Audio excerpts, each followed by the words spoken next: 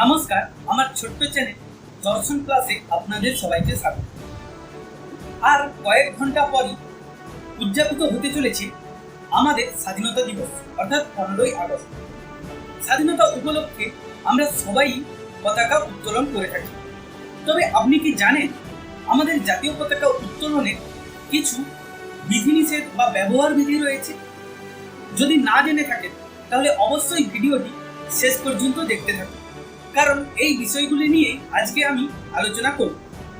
তাহলে চলুন একে একে জেনে নেই যে জাতীয় পতাকা উত্তোলনে আমাদের কি কি ব্যবহার বিধি রয়েছে। প্রথমত, আপনি পতাকা উত্তোলনের সময় যে পতাকাটি ব্যবহার করবেন সেই পতাকাটি যেন অবশ্যই খাঁটি সিল্ক, উল এবং তুলো যে কোনো একটি দিয়ে তৈরি হয়, অর্থাৎ কাগজ বা প্লাস্টিকের পতাকা কোনো ধরনের উত্তোলন করা যাবে না। দ্বিতীয়ত, কোনো অবস্থাতে জাতীয় পতাকাতে কোনো কিছু লেখা বা উল দিয়ে কোনো কিছু কারুকার্য করা যাবে না। তৃতীয়ত, জাতীয় পতাকায় কোনো রকম বস্ত্র জাতীয় পতাকা ব্যবহৃত কোনো ধরনের বস্ত্র বা বালিশ কভার, আমাদের টেবিল কভার, এছাড়াও জাতীয় পতাকার রঙে বা জাতীয় পতাকার যে আমাদের আকৃতির কোনো ধরনের দ্রব্য ব্যবহার করা যাবে না।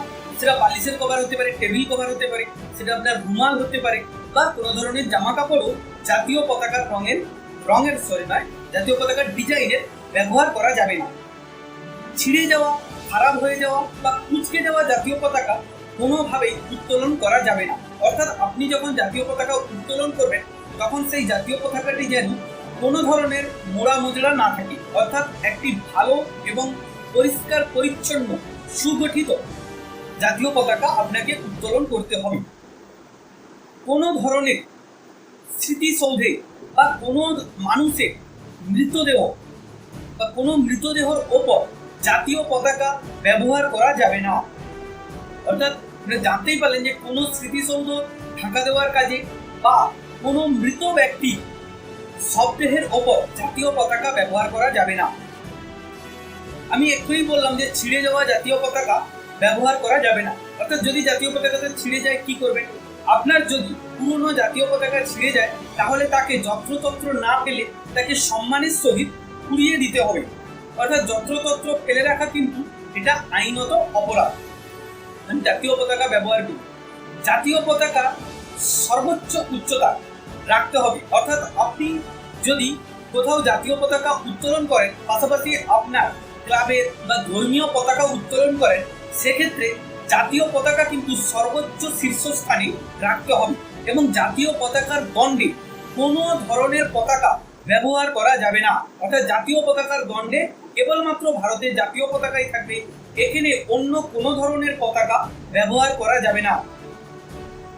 এবারে আসি, জাতীয় পতাকা এমনভাবে উত্তোলন করতে হবে যেন জাতীয় পতাকার সর্বোচ্চ স্থানে মানে সর্বোচ্চে গেরুয়া রং থাকে এবং সর্বোচ্চ উচ্চে গেরুয়া রং থাকে এবং জাতীয় পতাকাটি যেন বাতাসে উড়ন্ত অবস্থায় থাকে। অর্থাৎ কোনো রকম জাতীয় পতাকা মানে ওই যে মুড়ো মুচড়ো বললাম, জাতীয় পতাকা কিন্তু উত্তোলন করা যাবে না, এটা কিন্তু বিধিনিষেধ আছে।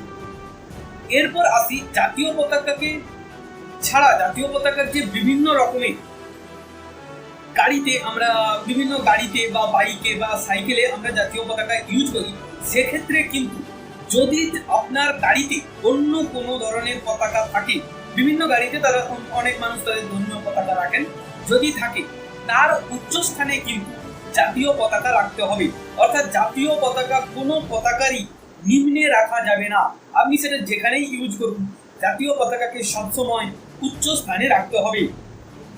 কোনো ব্যক্তি যদি জাতীয় পতাকাকে নিয়ে অসম্মান করে বা জাতীয় পতাকায় পদপৃষ্ট করেন বা তাকে নিয়ে কটু কথা বলেন, তাহলে Indian section prevention of insulate of national honour act 1971 অনুসারে ওই ব্যক্তির কারাদণ্ড ও জরিমানা উভয়ই হতে পারে। এই হলো লিখিত। আরেকটা গুরুত্বপূর্ণ কথা বলা হয়নি, জাতীয় পতাকা কিন্তু সবসময়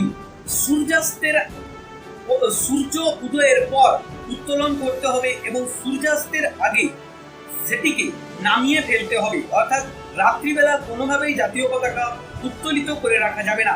তবে 2022 সালে এটিকে পরিবর্তন করে নতুন একটি আইন আনা হয়েছে। এখানে বলা হয়েছে বিশেষ ক্ষেত্রে, মানে সাপোজ ধরুন আপনার পাড়ায় রাত্রিবেলা আপনাদের বিভিন্ন খেলা হচ্ছে, খেলাগুলো সাংস্কৃতিক অনুষ্ঠান হচ্ছে, সেক্ষেত্রে অবশ্যই মর্যাদার সহিত আপনি জাতীয় পতাকা রাত্রিবেলা উত্তোলন করতে পারেন। তবে নর্মাল ক্ষেত্রে কিন্তু জাতীয় পতাকা কোনোভাবেই রাত্রিবেলা উত্তোলিত করে রাখা যাবে না। সূর্য উদয়ের পর জাতীয় পতাকাকে উত্তোলন করতে হবে এবং সূর্যাস্তের আগে জাতীয় পতাকাকে অবশ্যই গচ্ছিত করে নির্দিষ্ট স্থানে গুছিয়ে রাখতে হবে। এই গেল নিয়মাবলী। এরপরে আমার দুটো তিনটি কথা আছে এই জাতীয় পতাকাকে নিয়ে, তা একটু বলে রাখছি। এগুলো হচ্ছে আমার অনুভূতি। আমি বিগত কয়েক বছরই দেখছি যে জাতীয় পতাকা, মানে কাগজের তৈরি জাতীয় পতাকা, আমরা জাতীয় উত্তোলনের দিন দড়িতে করে আটকে আমরা আমাদের পতাকা উত্তোলনের জায়গায় আমরা হচ্ছে সারিবদ্ধভাবে একটা সাজাই, গোড়া বাংলা ভাষায় আমরা সাজাই। এটা কিন্তু করা উচিত নয়। এখানেও কিন্তু জাতীয় পতাকাকে অবমাননা করা হচ্ছে। আর একটি কথা, আমরা যে বাঁশ, মানে উত্তোলিত দণ্ডেও আমি দেখেছি অনেক সময় বা কয়েক বছর ধরে, সেখানেও কিন্তু ওই কাগজের জাতীয় পতাকাকে মানে পাকিয়ে, গাম দিয়ে পাকিয়ে লাগানো হয়ে থাকে। অর্থাৎ এটাও কিন্তু জাতীয় পতাকার অবমাননা। জাতীয় প্লাস্টিক বা কাগজের জাতীয় পতাকা কোনো ক্ষেত্রেই ইউজ করা যাবে না। এছাড়া আমার আরেকটি কথা হচ্ছে, আমরা দেখেছি প্রায় প্রতি বছরই জাতীয় পতাকার মধ্যে ফুল বেঁধে আমরা জাতীয় পতাকা উত্তোলন করে থাকি। আমি বলি, যেহেতু মোড়া বা জাতীয় পতাকা কোনোভাবেই, মানে অগচ্ছিত জাতীয় পতাকা কোনোভাবেই উত্তোলন করা উচিত নয়, তাই আপনারা মনীষীদের মনীষীদের পায়ে আপনারা অবশ্যই নিজ হস্তে ফুল অর্পণ করুন। কোনোভাবেই জাতীয় পতাকার মধ্যে ফুল বেঁধে জাতীয় পতাকা উত্তোলন করবেন না, কারণ জাতীয় পতাকা কিন্তু এতে মোড়া হয়। একটা ফুল রেখে সেটাকে বাঁধলে সেটাও কিন্তু জাতীয় পতাকার অবমাননা। জাতীয় পতাকার সব থেকে সম্মান হচ্ছে জাতীয় পতাকা সবসময় সর্বোচ্চ স্থানে লেন্থে কিন্তু উড়বে, মানে উড়তে থাকবে।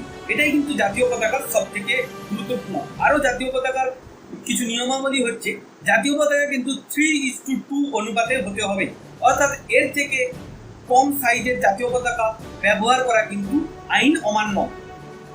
এছাড়াও জাতীয় পতাকা কোনোভাবেই সর্বোচ্চ স্থান থেকে নিম্নে উত্তোলন করা যাবে না। এটা আমি আগেও বলেছি, আবারও একবার বারে বললাম। ভিডিওটা একটু বড় হয়ে গেছে, অবশ্যই যারা শেষ পর্যন্ত দেখছেন তাদেরকে অসংখ্য ধন্যবাদ জানাবো।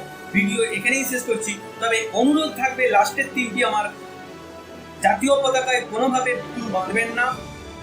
আমাদের যে কাগজে জাতীয় পতাকাকে কোনোভাবে দড়িতে বা দণ্ডে বেঁধে বা পাকিয়ে ব্যবহার করবেন না। এগুলো কিন্তু জাতীয় পতাকার অবমাননা।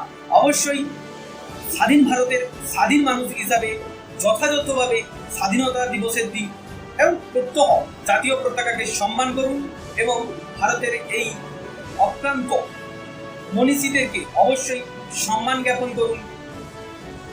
এই জানিয়ে আজকে আমি আমার ভিডিও শেষ করছি। ভালো থাকবেন, সুস্থ থাকবেন। নমস্কার।